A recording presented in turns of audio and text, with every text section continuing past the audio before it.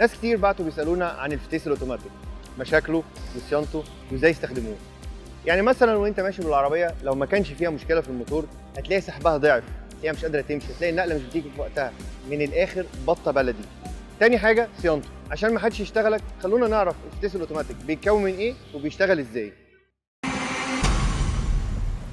اهم مكونات الفتيس الاوتوماتيك هي مجموعه الكلاتشات ودي لنقل حركه الغيارات. تاني حاجه الفالف بادي او عقل الفتيس زي ما بيسموه، وده اللي بيحدد الغيارات نفسها، وهو اكتر الاجزاء اللي بيحصل فيها اعطال في الفتيس. التورك كونفرتر او القربة الفتيس، ودي بتاخد الحركه من الموتور للفتيس. عشان تتفادى ان العربيه تقف بيك على الطريق، دايما باستمرار كل 40,000 كيلو تراجع زيت الفتيس او حسب كتالوج العربيه. قبل ما انسى، زيت الفتيس ما بيتزودش، بينزل كله وبيتعاد من جديد.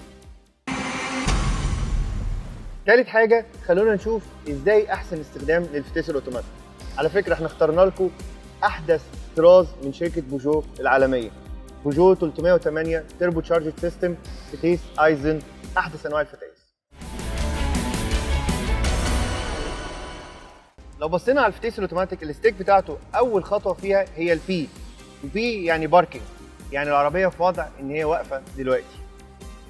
تاني علامه هي علامه الار اللي هي ريفيرس، وده يعني انا جايب العربيه دلوقتي مارش ديل، بس لازم تكون رجليا دايما على الفرامل وانا باخد اي نقله. تالت نقله هي علامه ان، يعني نيوترال، يعني العربيه في وضع المور، مش واخده اي حركه للفتيس.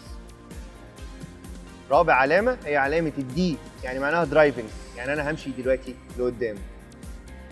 خدوا بالكم لما نيجي نقف في اشاره لازم نخلي العربيه في وضع النيوترال اللي هو ان، لان انا كده معناها ان انا فاصل الفتيس عن الموتور، ودي احسن حاجه نحافظ بيها على الفتيس. ولو خدنا بالنا في الوضع الدي هنلاقي في عربيات بيبقى فيها 4 نقلات او 6 نقلات.